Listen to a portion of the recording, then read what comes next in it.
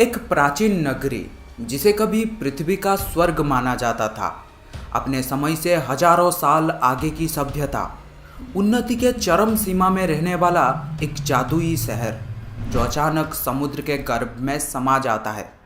अगर आप सोच रहे हैं अटलांटिस, तो ये सोचना सही नहीं है, क्योंकि आज हम बात करेंगे भारतवर्ष के उस प्राचीन शहर के बारे में जिसका नाम है द्वारिका, और जहाँ के भगवान हैं द्वारिकाधीश। गुजरात के द्वारिका शहर का एक इतिहास है जो सदियों पहले का है, और इसके उल्लेख महाभारत महाकाव्य में द्वारिका साम्राज्य के रूप में मिलता है। गोमती नदी के तट पर स्थित इस शहर को पौराणिक कथाओं में भी कृष्ण की राजधानी के रूप में वर्णित किया गया है। दोस्तों, पिरामिड बनने के कई हजारों साल पहले द्वारिका में बिजली, एडवांस मेडिसिन और विमान थे। असंभव लगता है ना? जी नहीं, उनके लिए नहीं, क्योंकि इस शहर को खुद भगवान श्री कृष्ण ने बसाए थे। हिंदू धर्म के अनुसार भगवान विष्णु के 8वें अवतार कृष्ण का जन्म मथुरा के कारागार में हुआ। कहा जाता है कि उनके मामा कंस को एक भविष्यवाणी से पता चला था कि देवकी का 8वां पुत्र उसके मृत्यु का कारण बनेगा। इसे जानने के बाद कंस देवकी और वसुदेव को कारागार में बंद कर देता है। कहा जाता है कि जब भगवान श्री कृष्ण का जन्म हुआ तब उनके पिता वसुदेव की बेड़िया अपने आप खुल गया और वे उनकी सुरक्षा के लिए उन्हें गोकुल ले गए थे, जहां वे अनगिनत शरारतें करते हुए बड़े हुए। फिर अपने मामा क्रूर कंस का वध किया। कहा जाता है कि कंस के ससुर जरासंध ने मथुरा पर 18 बार आक्रमण करते हुए मथुरा को ध्वस्त करने लगा था, जिससे श्री कृष्ण सारी प्रजा को लेकर एक द्वीप में विशाल दीवारों से घिरा एक सोने की नगरी बसाए थे, जिसे हम द्वारिका कहते हैं। कहते हैं कि इस शहर में हजारों शीश महल थे और हजारों मंदिर थे, और तो और यहाँ के लोगों को विमान बनाना भी आता था। लेकिन कृष्ण की मृत्यु के बाद, मतलब भगवान कभी मरते नहीं है, पर जो भी हो, उसके बाद यह अद्भुत शहर अरब सागर में समा गया था। आज भी समुद्र की अनंत गहराइयों में कृष्ण की वही द्वारिका मौजूद है।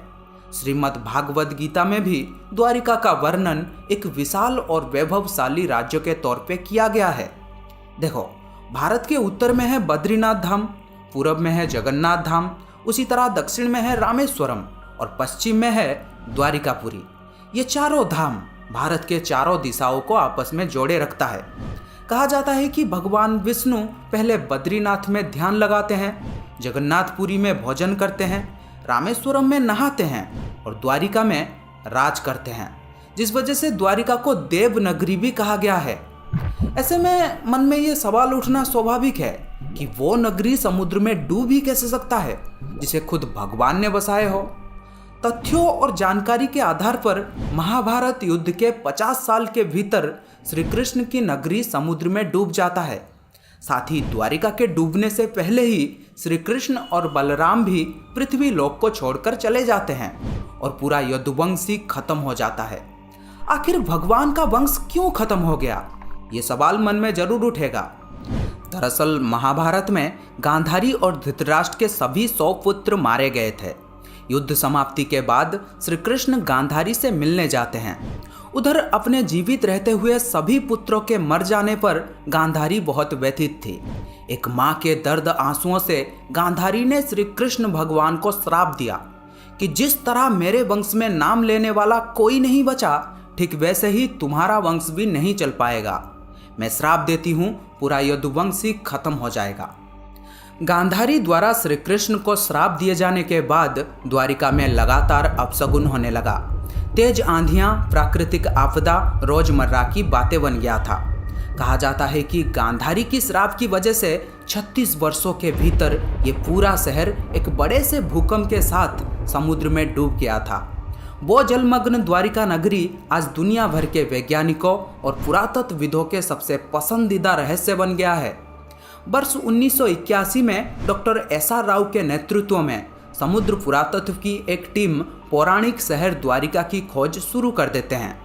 दरअसल डॉक्टर राव को उस जगह से एक चमकदार लाल बर्तनों के रूप में जाना जाने वाला एक विशिष्ट मिट्टी के बर्तन मिले थे, जो 3000 वर्ष से अधिक पुराने हो सकते हैं।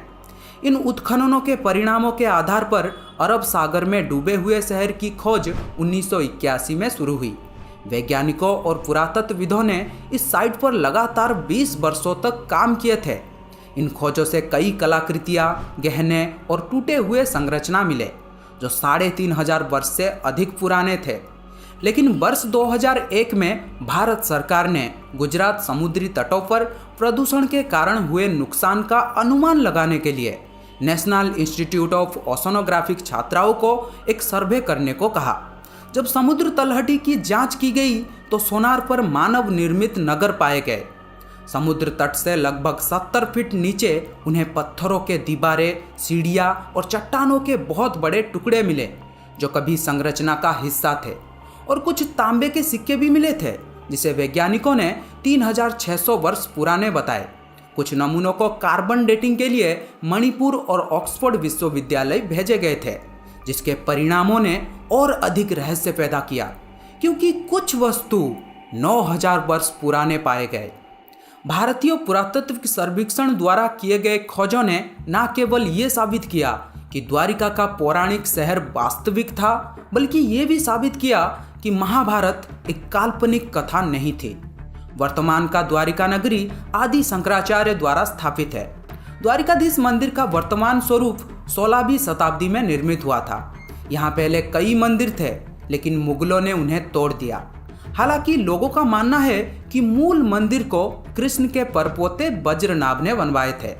द्वारिकाधीश मंदिर के गर्भगृह में चांदी के सिंहासन पर भगवान कृष्ण के श्याम वर्ण चतुर्भुज प्रतिमा विराजमान है। ये प्रतिमा काले पत्थरों से बना है, जिसके पीछे अनेकों कहानियां प्रसिद्ध है। ऐसा कहा जाता है और माना जाता है कि वज्रनाभ द्वारा स्थापित मूल मूर्ति डाकोर नामक स्थान पर चली गई है, जहां भगवान श्री कृष्ण का एक समान मंदिर मिलता है, जिसे रणछोड़ राय मंदिर कहा जाता है। पौराणिक कथाओं के अनुसार 15वीं शताब्दी में भगवान श्री कृष्ण के एक प्रबल भक्त बाजे सिंह नाम से भगवान श्री कृष्ण की दर्शन करने के लिए प्रतिदिन द्वारिका आया करते थे। कहा जाता है कि उनकी भक्ति से प्रसन्न होकर भगवान एक दिन उनके साथ डाकोर गए और वहां बस गए। इसके स्थान पर द्वारिका में एक समान प्रतिमूर्ति स्थापित की गई थी, जो डाकोर के एक कुएं से मिली थी। दोनों के बीच केवल इतना अंतर है कि डाकोर में रखी मूर्ति की आंखें पूरी तरह से खुला है और जो वर्तमान में द्वारिका में है उसकी आंखें आधा खुला है। ऐसा इसलिए है क्योंकि द्वारिका के पुजारियों को भगवान द्वारा दिए गए निर्देश के अनुसार उन्हें एक विशिष्ट दिन भगवान की मूर्ति को कुएं से निकालने का आदेश था, लेकिन पुजारियों ने अपने चिंता और जिज्ञासा में बहुत पहले ही सुझाए गए जगह की खुदाई की और उन्हें आधा खुला आंखों वाला एक मूर्ति मिला। दोस्तों, भारतीय पौराणिक कथाएं इस बात से भरी पड़ी हैं कि मूल द्वारिका कैसा दिखता था। महाभारत का कहना है कि द्वारिका शहर में 9 लाख महल थे, सभी क्रिस्टल और चांदी से बने थे। ये किंवदंतियां इतने लंबे समय से कही जा रही है कि इसके प्रामाणिकता पर सवाल नहीं उठाया जाता। सौभाग्य से भारत के समुद्री पुरातत्व विभाग द्वारा किए गए खोजों ने बचपन के उस कहानियों को काफ़ी हद तक एक वास्तविकता बना दिया है। इसीलिए कहा जाता है 20 मांगो 30 मिलेगा, क्योंकि ये है द्वारिकाधीश। तो आपको ये वीडियो कैसा लगा कमेंट में ज़रूर बताना, और इस वीडियो को like, share, subscribe, bell icon को भी ऑन कर दो। Thank you, bye bye.